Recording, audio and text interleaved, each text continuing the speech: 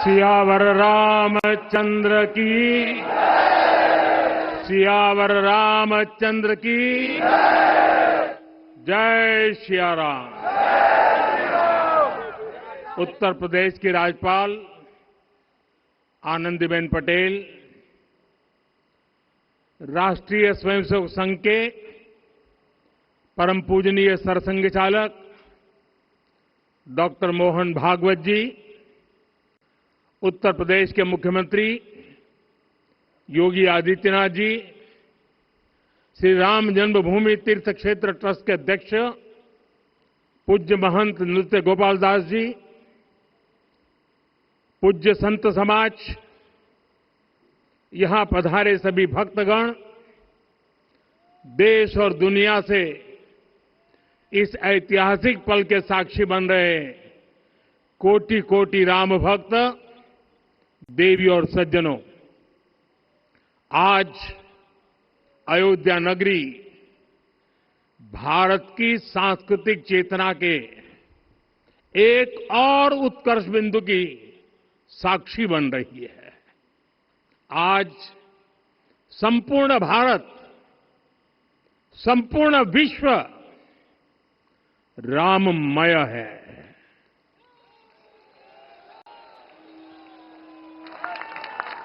हर राम भक्त के हृदय में अद्वितीय संतोष है, असीम कृतज्ञता है, अपार अलौकिक आनंद है। सदियों के घाव भर रहे हैं, सदियों की वेदना आज विराम पा रही है। सदियों का संकल्प आज सिद्धि को प्राप्त हो रहा है। आज उस यज्ञ की पूर्णाहुति है जिसकी अग्नि 500 वर्ष तक प्रज्वलित रही। जो यज्ञ एक पल भी आस्था से डिगा नहीं, एक पल भी विश्वास से टूटा नहीं।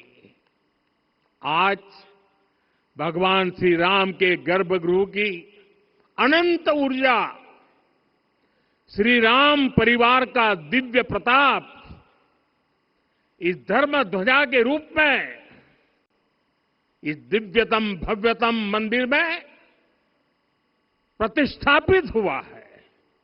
और साथियों, ये धर्म ध्वजा केवल एक ध्वजा नहीं, ये भारतीय सभ्यता के पुनर्जागरण का ध्वज है। इसका भगवा रंग, इस पर रचित सूर्य वंश की ख्याति, वर्णित होम शब्द और अंकित कोविदार वृक्ष राम राज्य की कीर्ति को प्रतिरूपित करता है। ये ध्वज संकल्प है, ये ध्वज सफलता है, ये ध्वज संघर्ष से सृजन की गाथा है, ये ध्वज सदियों से चले आ रहे स्वप्नों का साकार स्वरूप है। ये ध्वज संतों की साधना और समाज की सहभागिता की सार्थक परिणति है। साथियों, आने वाली सदियों और सहस्त्र शताब्दियों तक ये धर्म ध्वज प्रभु राम के आदर्शों और सिद्धांतों का उद्घोष करेगा। ये धर्म ध्वज आह्वान करेगा, सत्यमेव जयते नानृतम, यानी जीत सत्य की ही होती है, असत्य की नहीं। ये धर्म ध्वज उद्घोष करेगा, सत्यम एक पदम, ब्रह्म सत्य धर्म प्रतिष्ठित, अर्थात सत्य ही ब्रह्म का स्वरूप है, सत्य में ही धर्म स्थापित है। ये धर्म ध्वज प्रेरणा बनेगा, प्राण जाए पर वचन न जाहि, अर्थात जो कहा जाए वही किया जाए। ये धर्म ध्वज संदेश देगा, कर्म प्रधान विश्व रची राखा, अर्थात विश्व में कर्म और कर्तव्य की प्रधानता हो। ये धर्म ध्वज कामना करेगा, बैर न विग्रह आस न त्रासा, सुखमय ताहि सदा सब आशा, यानी भेदभाव, पीड़ा परेशानी से मुक्ति, समाज में शांति और सुख हो। ये धर्म ध्वज हमें संकल्पित करेगा, नहीं दरिद्र कोउ दुखी न दीना, यानी हम ऐसा समाज बनाएं जहां गरीबी न हो, कोई दुखी या लाचार न हो। साथियों, हमारे ग्रंथों में कहा गया है, आरोपितम ध्वजम दृष्ट्वा, ये अभिनंदनित धार्मिका ते अपि सर्वे प्रमुच्यते महापातक कोटि भी, यानी जो लोग किसी कारण मंदिर नहीं आ पाते और दूर से मंदिर के ध्वज को प्रणाम कर लेते हैं, उन्हें भी उतना ही पुण्य मिल जाता है। साथियों, ये धर्म ध्वज भी इस मंदिर के ध्येय का प्रतीक है। ये ध्वज दूर से ही रामलला की जन्मभूमि के दर्शन कराएगा और युगों युगों तक प्रभु श्री राम के आदेशों और प्रेरणाओं को मानव मात्र तक पहुंचाएगा। साथियों, मैं संपूर्ण विश्व के करोड़ों राम भक्तों को इस अविस्मरणीय क्षण की, इस अद्वितीय अवसर की हार्दिक शुभकामनाएं देता हूं। मैं आज उन सभी भक्तों को भी प्रणाम करता हूं, हर उस दानवीर का भी आभार व्यक्त करता हूं जिसने राम मंदिर निर्माण के लिए अपना सहयोग दिया। मैं राम मंदिर के निर्माण से जुड़े हर श्रमवीर, हर कारीगर, हर योजनाकार, हर वास्तुकार, सभी का अभिनंदन करता हूं। साथियों, अयोध्या वह भूमि है जहां आदर्श आचरण में बदलते हैं। यही वह नगरी है जहां श्री राम ने अपना जीवन पथ शुरू किया था। इसी अयोध्या ने संसार को बताया कि एक व्यक्ति कैसे समाज की शक्ति से, उसके संस्कारों से पुरुषोत्तम बनता है। जब श्री राम अयोध्या से वनवास को गए तो वे युवराज राम थे, लेकिन जब लौटे तो मर्यादा पुरुषोत्तम बनकर के आए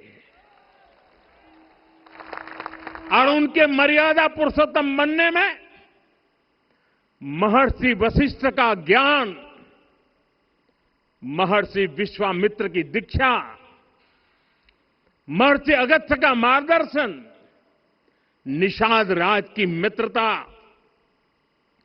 मां शबरी की ममता, भक्त हनुमान का समर्पण, इन सब की अनगिनत ऐसे लोगों की महत्वपूर्ण भूमिका रही है।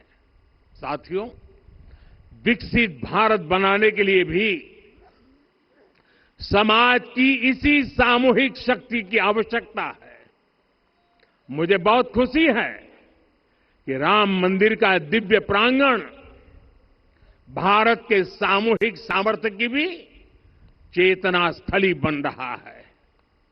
यहां सप्त मंदिर बने हैं। यहां माता शबरी का मंदिर बना है, जो जनजातीय समाज के प्रेम भाव और आतिथ्य परंपरा की प्रतिमूर्ति है। यहां निषादराज का मंदिर बना है। ये उस मित्रता का साक्षी है जो साधन नहीं, साध्य को, उसकी भावना को पूजती है। यहां एक ही स्थान पर माता अहिल्या है, महर्षि वाल्मीकि है, महर्षि वशिष्ठ है, महर्षि विश्वामित्र है, महर्षि अगस्त्य है और संत तुलसीदास है। रामलला के साथ साथ इन सभी ऋषियों के दर्शन भी यहीं पर होते हैं। यहां जटायु जी और गिलहरी की मूर्तियां भी हैं, जो बड़े संकल्पों की सिद्धि के लिए हर छोटे से छोटे प्रयास के महत्व को दिखाती है। मैं आज हर देशवासी से कहूंगा कि वो जब भी राम मंदिर आए तो सप्त मंदिर के दर्शन भी अवश्य करें। ये मंदिर हमारी आस्था के साथ साथ मित्रता, कर्तव्य और सामाजिक सद्भाव के मूल्यों को भी शक्ति देते हैं। साथियों, हम सब जानते हैं, हमारे राम भेद से नहीं, भाव से जुड़ते हैं। उनके लिए व्यक्ति का कुल नहीं, उसकी भक्ति महत्वपूर्ण है। उन्हें वंश नहीं, मूल्य प्रिय है। उन्हें शक्ति नहीं, सहयोग महान लगता है। आज हम भी उसी भावना से आगे बढ़ रहे हैं। पिछले 11 वर्षों में महिला, दलित, पिछड़े, अति पिछड़े, आदिवासी, वंचित, किसान, श्रमिक, युवा, हर वर्ग को विकास के केंद्र में रखा गया है।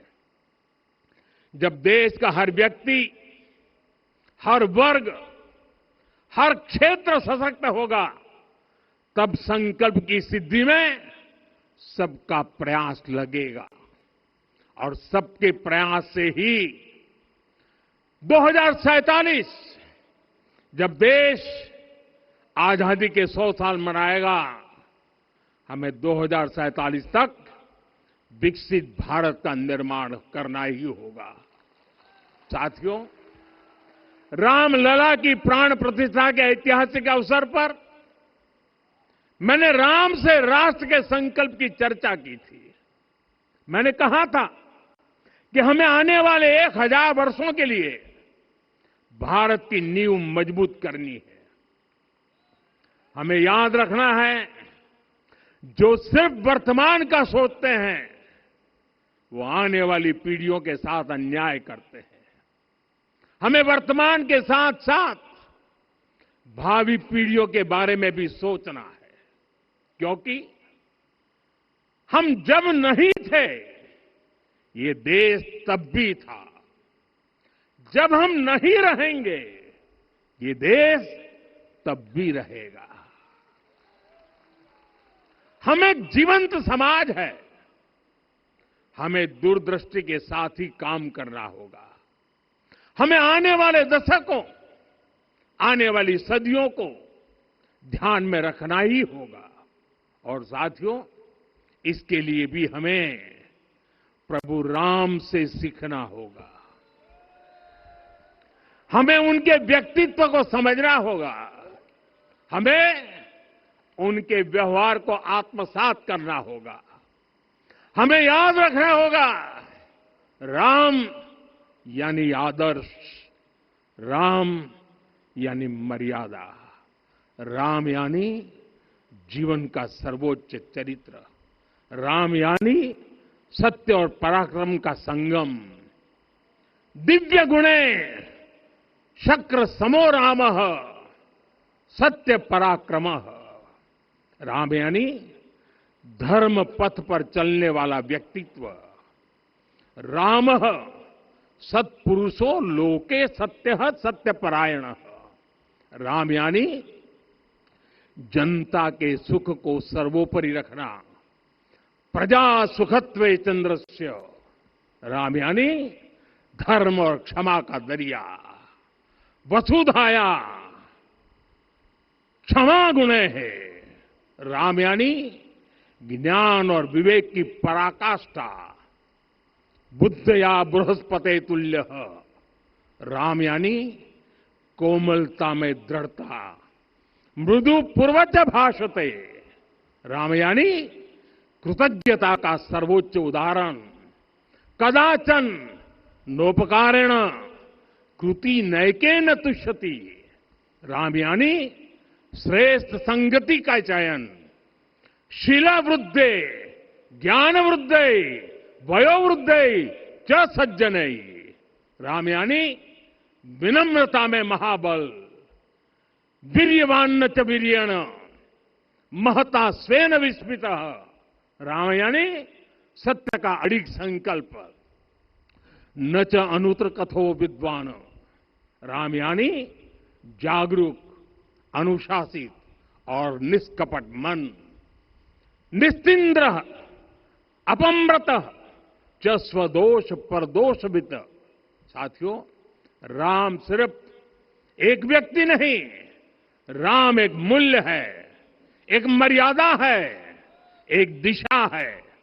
अगर भारत को साल 2047 तक विकसित बनाना है, अगर समाज को सामर्थ्यवान बनाना है, तो हमें अपने भीतर राम को जगाना होगा। हमें अपने भीतर के राम की प्राण प्रतिष्ठा करनी होगी। और इस संकल्प के लिए आज से बेहतर दिन और क्या हो सकता है। साथियों, 25 नवंबर का यह ऐतिहासिक दिन अपनी विरासत पर गर्व का एक और अद्भुत क्षण लेकर आया है। इसकी वजह है धर्म ध्वजा पर अंकित कोविदार वृक्ष।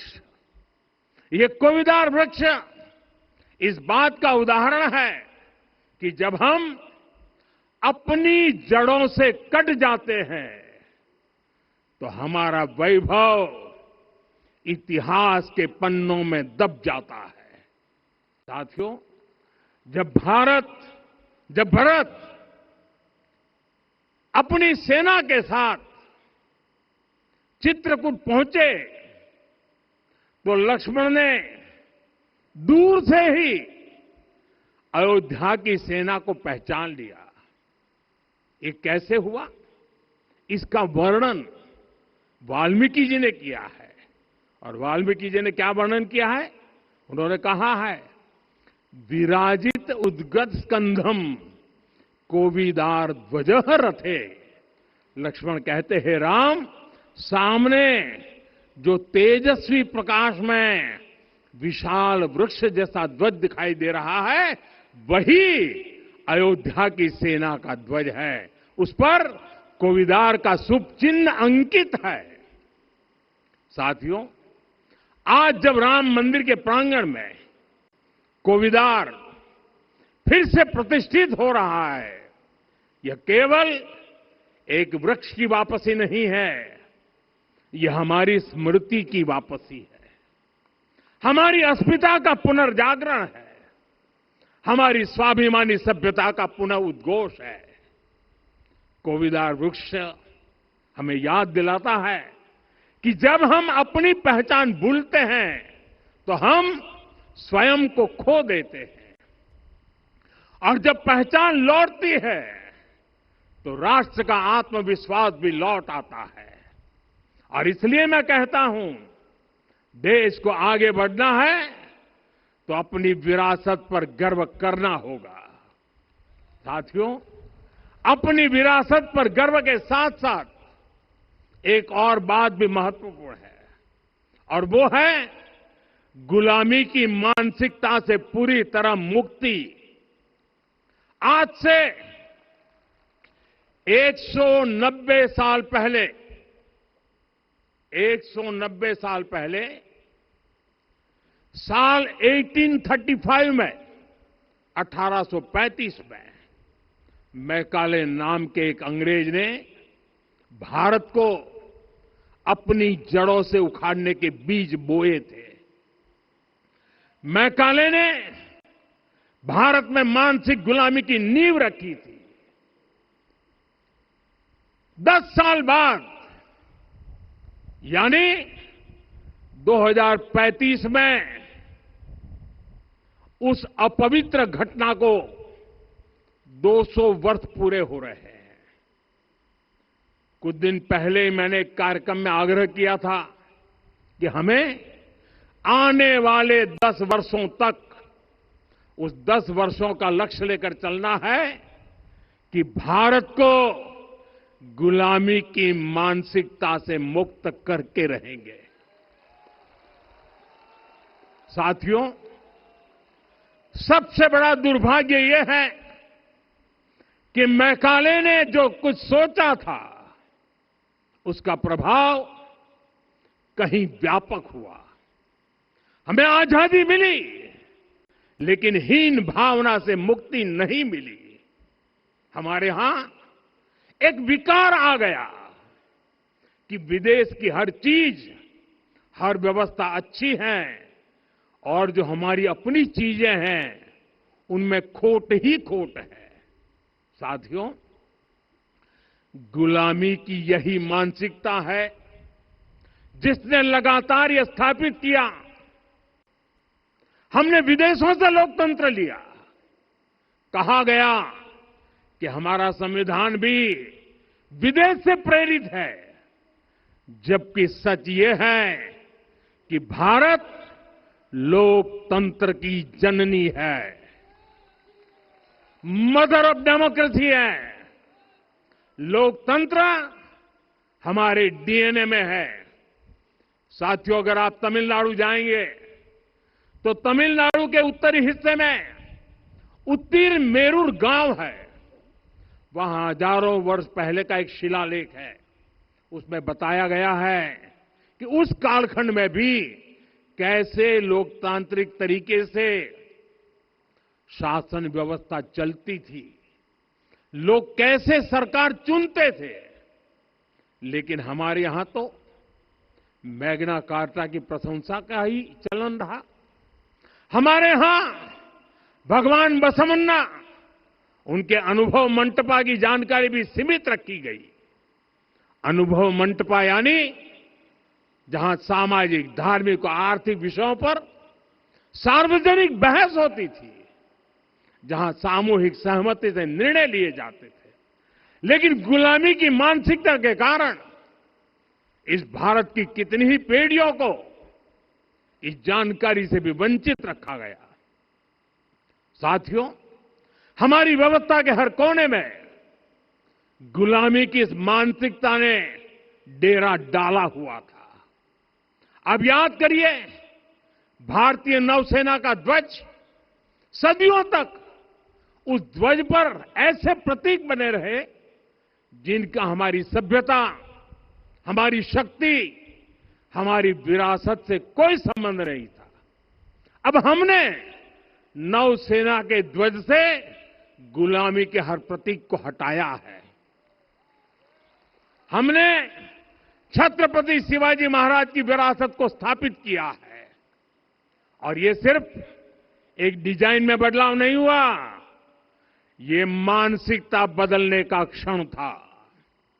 ये वो घोषणा थी कि भारत अब अपनी शक्ति अपने प्रतीकों से परिभाषित करेगा, न कि किसी और की विरासत से। और साथियों, यही परिवर्तन आज अयोध्या में भी दिख रहा है। साथियों, ये गुलामी की मानसिकता ही है जिसने इतने वर्षों तक रामत्व को नकारा है। भगवान राम अपने आप में एक वैल्यू सिस्टम है। ओरछा के राजा राम से लेकर रामेश्वरम के भक्त राम तक और शबरी के प्रभु राम से लेकर मिथिला के पाहुन राम जी तक भारत के हर घर में, हर भारतीय के मन में और भारतवर्ष के हर कण कण में राम है। लेकिन गुलामी की मानसिकता इतनी हावी हो गई कि प्रभु राम को भी काल्पनिक घोषित किया जाने लगा। साथियों, अगर हम ठान ले अगले 10 साल में मानसिक गुलामी से पूरी तरह मुक्ति पा लेंगे और तब जाकर के ऐसी ज्वाला प्रज्वलित होगी, ऐसा आत्मविश्वास बढ़ेगा कि 2047 तक विकसित भारत का सपना पूरा होने से भारत को कोई रोक नहीं पाएगा। आने वाले 1000 वर्ष के लिए भारत की नींव तभी सशक्त होगी जब मैकाले की गुलामी के प्रोजेक्ट को हम अगले 10 साल में पूरी तरह ध्वस्त करके दिखा देंगे। साथियों, अयोध्या धाम में रामलला का मंदिर परिसर भव्य से भव्यतम हो रहा है और साथ ही अयोध्या को संवारने का काम लगातार जारी है। आज अयोध्या फिर से वह नगरी बन रही है जो दुनिया के लिए उदाहरण बनेगी। त्रेता युग की अयोध्या ने मानवता को नीति दी। 21वीं सदी की अयोध्या मानवता को विकास का नया मॉडल दे रही है। तब अयोध्या मर्यादा का केंद्र थी, अब अयोध्या विकसित भारत का मेरुदंड बनकर उभर रही है। साथियों, भविष्य की अयोध्या में पौराणिकता और नूतनता का संगम होगा। सरयू जी की अमृत धारा और विकास की धारा एक साथ बहेगी। यहां आध्यात्म और आर्टिफिशियल इंटेलिजेंस दोनों का तालमेल दिखेगा। राम पथ, भक्ति पथ और जन्मभूमि पथ से नई अयोध्या के दर्शन होते हैं। अयोध्या में भव्य एयरपोर्ट है। अयोध्या में आज शानदार रेलवे स्टेशन है। वंदे भारत और अमृत भारत एक्सप्रेस जैसी ट्रेनें अयोध्या को बाकी देश से जोड़ रही हैं। अयोध्या वासियों को सुविधाएं मिले, उनके जीवन में समृद्धि आए, इसके लिए निरंतर काम चल रहा है। साथियों, जब से प्राण प्रतिष्ठा हुई है तब से लेकर आज तक करीब 45 करोड़ श्रद्धालु यहां दर्शन के लिए आ चुके हैं। ये वो पवित्र भूमि है जहां 45 करोड़ लोगों के चरण रज पड़े हैं और इससे अयोध्या और आसपास के लोगों की आय में आर्थिक परिवर्तन आया है, वृद्धि हुई है। कभी अयोध्या विकास के पैमानों में बहुत पीछे थी, आज अयोध्या नगरी यूपी के अग्रणी शहरों में से एक बन रही है। साथियों, 21वीं सदी का आने वाला समय बहुत महत्वपूर्ण है। आजादी के बाद के 70 साल में भारत विश्व की 11वीं सबसे बड़ी अर्थव्यवस्था बना। 70 साल में 11वीं। लेकिन पिछले 11 साल में ही भारत विश्व की 5वीं सबसे बड़ी अर्थव्यवस्था बन चुका है। और वो दिन दूर नहीं जब भारत विश्व की 3री सबसे बड़ी अर्थव्यवस्था भी बन जाएगा। आने वाला समय नए अवसरों का है, नई संभावनाओं का है और इस अहम कालखंड में भी भगवान राम के विचार ही हमारी प्रेरणा बनेंगे। जब श्री राम के सामने रावण विजय जैसा विशाल लक्ष्य था, तब उन्होंने कहा था, सौरज धीरज ते ही रथ चाका, सत्यशील दृढ़ ध्वज पताका। बल विवेक दम परहित गोरे, क्षमा कृपा समता रजु जोरे। यानी रावण पर विजय पाने के लिए जो रथ चाहिए, शौर्य और धैर्य उसके पहिए हैं, उसकी ध्वजा सत्य और अच्छे आचरण की है। बल, विवेक, संयम और परोपकार इस रथ के घोड़े हैं। लगाम के रूप में क्षमा, दया और समता है, जो रथ को सही दिशा में रखते हैं। साथियों, विकसित भारत की यात्रा को गति देने के लिए ऐसा ही रथ चाहिए, ऐसा रथ जिसके पहिए शौर्य और धैर्य हो, यानी चुनौतियों से टकराने का साहस भी हो और परिणाम आने तक दृढ़ता से डटे रहने का धैर्य भी हो। ऐसा रथ जिसकी ध्वजा सत्य और सर्वोच्च आचरण हो, यानी नीति, नियत और नैतिकता से समझौता कभी न हो। ऐसा रथ जिसके घोड़े बल, विवेक, संयम और परोपकार हो, यानी शक्ति भी हो, बुद्धि भी हो, अनुशासन भी हो और दूसरों के हित का भाव भी हो। ऐसा रथ जिसकी लगाम क्षमा, करुणा और संभाव हो, यानी जहां सफलता का अहंकार नहीं और असफलता में भी दूसरों के प्रति सम्मान बना रहे। और इसलिए मैं आदरपूर्वक कहता हूं, ये पल कंधे से कंधा मिलाने का है, ये पल गति बढ़ाने का है। हमें वो भारत बनाना है जो राम राज्य से प्रेरित हो, और ये तभी संभव है जब स्वयं हित से पहले देश हित होगा, जब राष्ट्रहित सर्वोपरि रहेगा। एक बार फिर आप सभी को बहुत बहुत शुभकामनाएं देता हूं। जय सिया राम, जय सिया राम, जय सिया राम।